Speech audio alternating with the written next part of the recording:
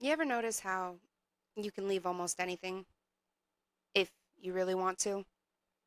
The relationship, the job, the city, the person who keeps hurting you.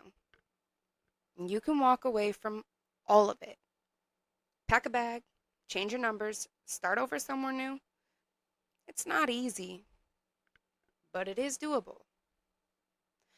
But there's one person you cannot leave. Not ever. Not for a single second. That's you.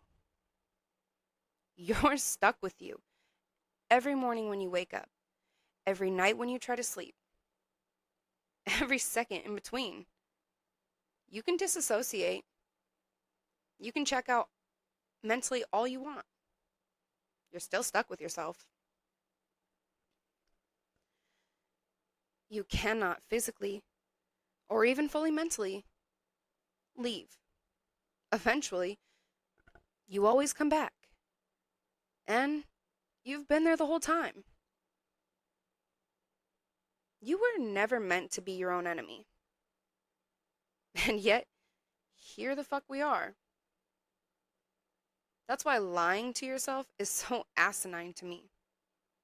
It's not just being dishonest, it's the most exhausting, pointless, unwinnable war a person can pick. And I mean, really think about it. The person you're lying to is also the person who has to hear the lie and live with it forever. Me, myself, and I are the only ones in the room. And we're never getting a new roommate. So why the hell would you want to be at war with the one and only person you can't get away from? I'm Kay. This is Open Secret. Everybody sees it. Nobody's saying it. Until now. Now, and before we go any further, I already know what some of you are probably thinking right now. I know myself. I'm honest with myself. This don't apply to me.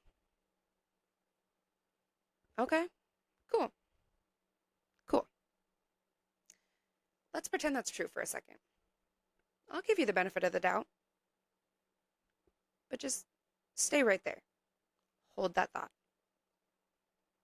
Because that right there, that immediate reflexive, not me, is usually the first sign that it might actually be you. The people who are quickest to say they're already honest with themselves are sometimes the ones who've gotten really fucking good at making the lie feel like the truth. You've told it so many times, so efficiently, so automatically, that it stopped feeling like a story and started feeling like fact. Just who you are, your normal, your truth.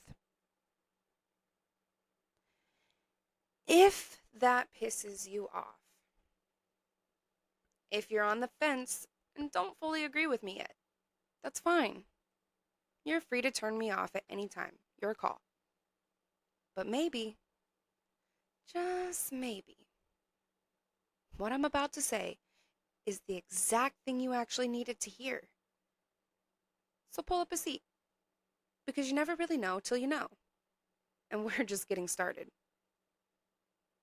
It usually doesn't start with some big dramatic moment. Usually it starts small. You see something you don't want to see. You feel something inconvenient. You know something in your gut, and you pick the softer version that lets you stay comfortable. Every time you do that, you're not just avoiding discomfort. You're teaching yourself that the real you doesn't get a vote, that your instincts are too much, that the part of you that notices shit is the problem. Do that long enough, and the real you stops showing up. And before you know it, one day you'll be sitting there in your house in a room full of people who think they know you, And it hits. There's no way any of these people who say they love you could ever actually love you. They could never even know you because you don't even know you anymore. I mean, not the version without all the lies and the masks. Think about how that would feel. Sitting in a room full of people who claim they love you, who say they accept all of you. And that one sudden realization hits you like a freight train. That there's no way any of them could possibly know and accept who you are if you don't even really know who you are. That all the love you feel from everyone, including yourself, is just a product of you living one big lie. That's a hollow place to be. Not sad, not shameful, hell, not even tragic anymore. Just empty, like a void. And the absolute worst part, you can't really blame anybody else. You did this to yourself. Here's what nobody tells you about living like that. You don't even feel it happening. Because somewhere along the way, you mistake the relief of not getting caught for actual peace. Basically, think about carrying a backpack full of bricks all day, or even your computer full of open tabs. Okay? You finally set it down and your shoulders stop screaming. That feels amazing. So you go, finally, I feel good. No. No. That doesn't mean you're healthy. It may feel good, but that you're not healthy. You just stopped hurting for a minute. That's what happens when somebody who's been lying to themselves gets a break, a brief break from performing. That's a temporary relief from the exhaustion of managing yourself. Those aren't the same thing. Real peace, real healthiness, is when you don't have to manage shit. When you can answer a question without running mental math on which version of you is speaking. When your shoulders aren't permanently up by your ears because half of your brain is keeping the story straight. Like, does anyone fully realize how exhausting and time consuming it is to be constantly managing yourself? Lying to yourself?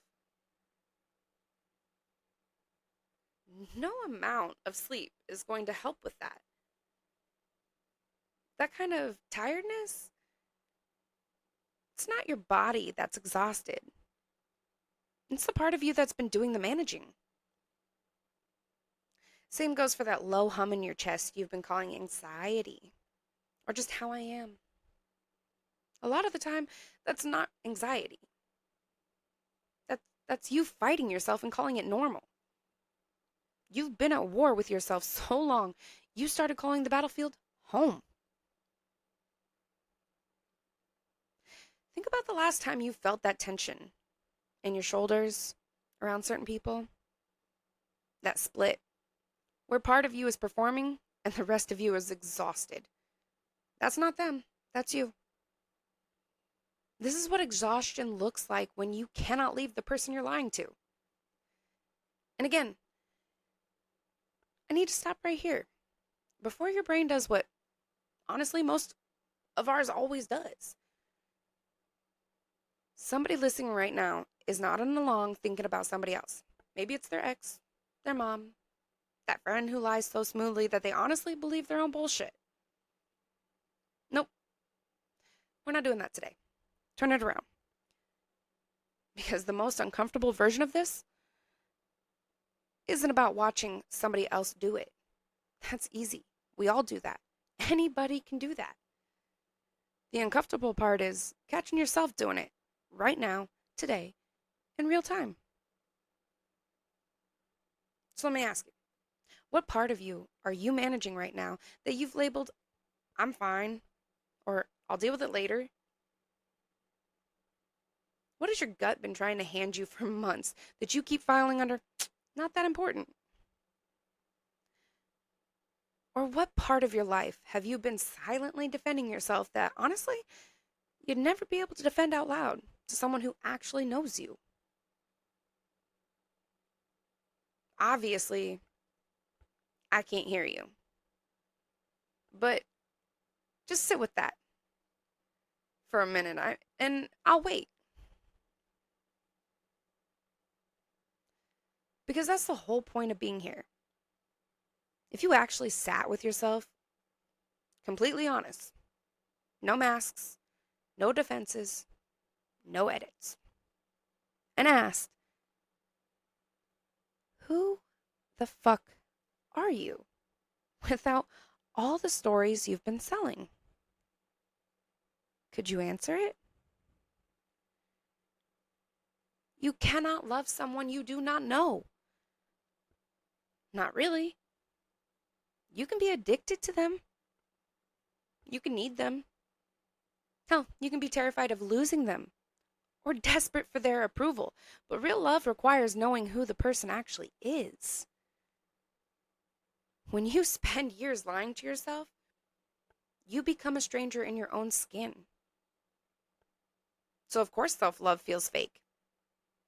Of course, looking in the mirror and saying daily affirmations feels like a stupid joke. Like you're just a phony faking it. You end up rolling your eyes, going, this is never going to work. You're right. You're right. Because you've been betraying the one person you were supposed to have on your side.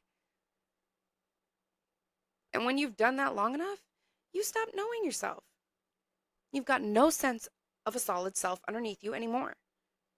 So when Venom, that same shit-stirring, annoying roommate we were learning to love, comes in and starts whispering things like, you're the problem. You're a mess. This is all your fault. You cannot push back. Not because it's telling the truth, but because you've been so busy maintaining the lie that what it says starts to look and feel, well, more like the truth. And now you don't have enough of yourself left to defend yourself from, well, you. You can block a toxic ex. You can move states. Change your number. Start completely new. I've said that. But you cannot outrun a voice that lives in your own head. Especially when you keep handing it all the ammunition it needs. So many people get backwards that self-love is not the same thing as self-approval. And I know that sounds like some deep concept, but it's really not. Everybody's heard somebody in their family say it at least once. I'm sure of it. I love you, but I don't have to like you right now. Exact same concept. You don't have to like every single thing you've ever done to love yourself. You can look at the fucked up parts dead in the face and go, oops. Yeah, that was me. That was shitty, man. That's not self-hatred. Honestly, that's just what loving yourself actually looks like. It's what gives you the spine to actually look instead of hide. People think self-love means approving of everything they do. So they either perform self-love without doing the honest work, or they do the honest work and call it self-hatred. It's all wronga. Look, I don't like everything I've done. Honestly, who does? I would love to meet somebody who could look me dead in the face and say they honestly love and approve of every single thing they've ever done in their entire life. I don't honestly think there is one. And if there is, please come talk to me. Seriously. Because I can't do it. I'll be the first to admit that I can't. Most of us can't. And honestly, I don't really think any of us can. But I still love myself every day, without conditions, and that's not a contradiction. That's honestly the point. The whole point. And here's the thing about being permanently stuck with yourself, that nobody ever frames this way. And honestly, it's actually the best argument for self-love that exists. Not the motivational poster version, the real one. You don't get a trade-in. You don't get a replacement. Whatever relationship you build with yourself right now is the one you're living with for the rest of your life. So the question was never really whether to love yourself. The question is whether you're going to spend forever with someone you've been lying to and have no idea who they really are. Because that person isn't going anywhere. And neither are you. Like, how the fuck are you going to lie to someone that you're also supposed to be? How do you not love yourself enough to be honest with you? And how do you expect somebody, anybody else, to love you or respect or trust you or value you when you don't even trust, love, value? You don't even do that for yourself enough to even be honest with yourself. It should be the most basic thing in the world, like air. But the fact that so many people can't do it, that's what's actually hard to understand.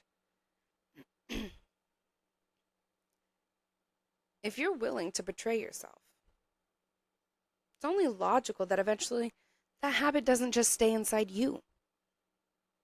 It eventually bleeds out into everything. Once you get good at lying to yourself, you get good at lying. The more you lie, the more disconnected from yourself you become. You start caring less, and it just becomes your default setting.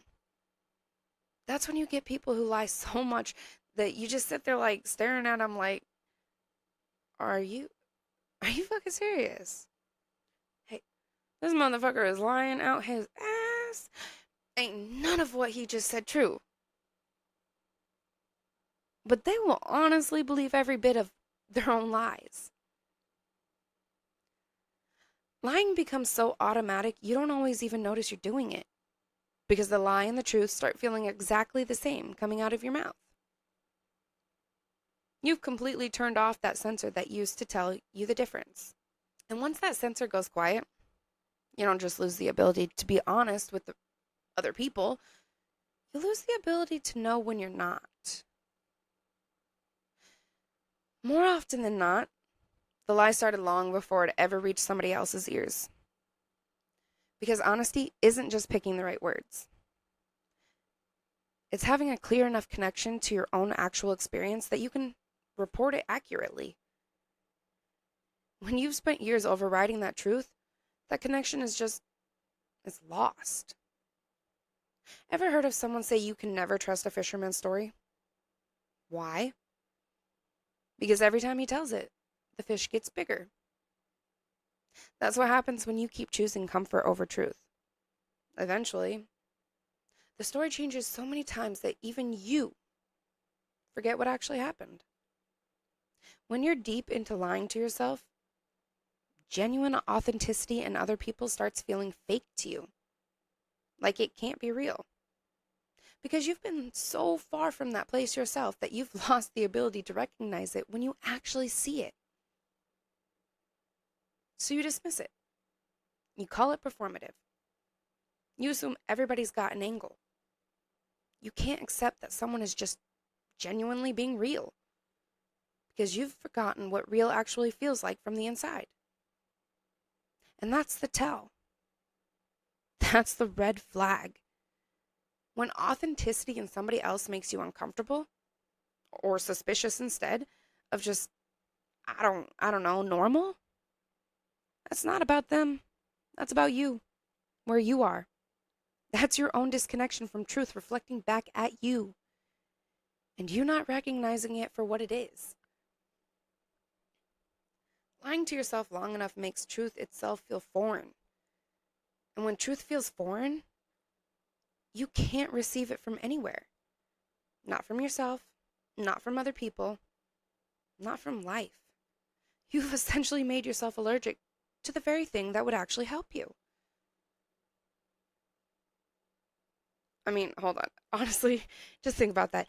It would be kind of funny if it wasn't so tragic. Like, imagine actually being able to see who was lying to themselves just by watching, like, who's sneezing. Everybody would be walking around sneezing. I mean, it would make life a whole lot easier, but I'm more disgusting, but easier. Anyway. Anyway, but that is actually when you become the most dangerous version of yourself to you. Because now you can't even find your way back with the help of people around you. Every honest person looks like a liar. Every real moment feels performed. You've built walls so thick that even exits have started looking like more walls. You're still stuck with you. Except now you don't recognize the person you're stuck with. And that has got to be one of the most terrifying, isolating places a person could possibly be. Because that isolation doesn't just cost you your peace of mind, it costs you time. Years.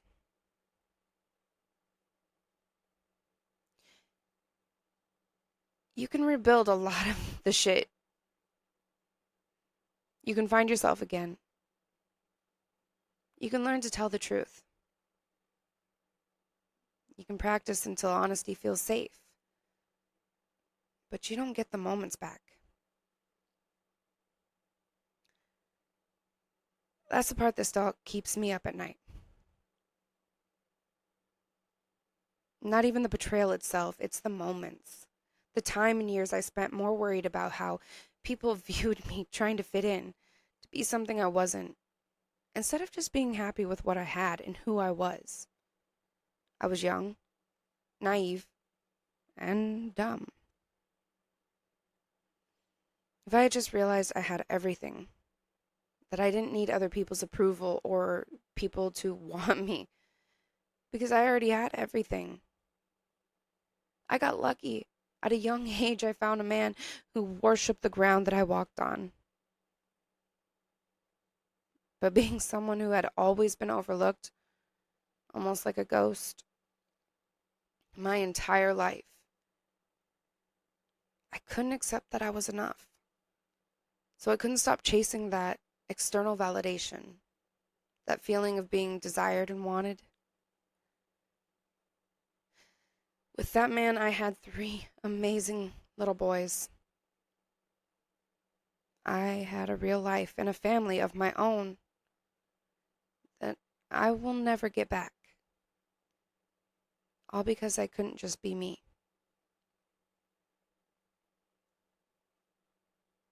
Think about your own life. How much of yours went into managing the story instead of actually living it?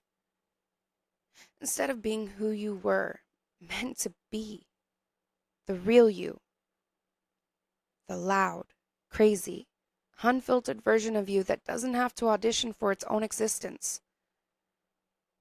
The one that doesn't have to be afraid to ask for things, speak up, and know your boundaries. Because you won't get that time back. Ever. And because that loss is so heavy, everybody acts like the second you decide to stop lying to yourself, it's gonna feel like some big somatic freedom. Music swells, light pour in, you're reborn, and suddenly everything is so clear. Wrong. No, that's not what happened. That's not what happened for me, at least. The first time I actually started telling myself the truth after years of faking, putting on a mask, performing, it felt wrong. Like, I knew I was being honest, but it felt like I was breaking some unspoken rule. Like I was doing something bad. Like I was betraying something. And then the irony hit me. Because that exact feeling, that uncomfortable, guilty, this doesn't feel right feeling, that's exactly how lying to yourself feels before it becomes automatic. Before the lie gets so rehearsed, it starts feeling like the truth. The discomfort is identical at the start. The guilt is the same. The foreignness is the same. The only difference is which one you push through. So I pushed through. I kept telling the truth, even when it felt wrong, even when it felt uncomfortable, even when my gut was going, "Are you sure you want to? Are you sure you're about to do this?" Fuck yes, I am. Fuck yes. And the more I did it, the more those feelings faded. Now, honesty is so automatic that it just falls out of my mouth before I can stop it. I won't even mean to. Like, I am constantly telling on myself. If I even have the slightest feeling that something I did could make me look like a liar, I will go and say it before anybody else gets the chance to. I'll just walk up and be like, yeah, I lied. And if you tell me something you don't want repeated, you have to explicitly tell me not to repeat it. Not because I'm going to intentionally tell on you, but because the truth is just so natural for me before my brain even decides to filter it. If I'm asked something and I know something, like it just comes out. And that is honestly that's freedom. That's priceless. I don't have a running narrative in my head anymore of what I said to who and which version of the story they got. Whatever comes out of my mouth is going to be the same every single time. Because it's always just what actually happened. No maintenance, no management, no backpack full of bricks. That's what's waiting on the other side of this. Not perfection, not some version of yourself that never makes mistakes, because God knows I still make mistakes. Like many mistakes. A lot of mistakes. Anyway, but just the freedom of not having to remember what you said or did. That's worth every ugly, uncomfortable minute it takes to get there. Every single person in your life has the option to walk away. And some of them will. And some of them should. And some of them already have. But like we established at the beginning, you don't get to walk away from you. Not one day, not 1 hour, not one single second of your entire life. So here's the only question that actually matters. If you had to spend the rest of your life with someone who treated themselves the way you treat yourself, who lied to themselves the way you lie to yourself, who ignored their own gut the way you ignore yours, or who avoided the truth the way you avoid yours, knowing they won't even be real with themselves, would you want that person around? Because that person is you. And you don't get a vote on whether they stay. But here's the thing. The whole time you've been at war with yourself, lying to yourself, overriding yourself, straight out betraying yourself, there was one part of you that never actually switched sides. The part that kept handing you the truth, even when you kept sending it back. The part that noticed things you refused to acknowledge. The part that never once stopped being on your side, even when you weren't. That part of you is still there. That is the only reason anything can change. The only choice you actually have is what you do with that. I'm too lazy for a fancy outro. Go do the work.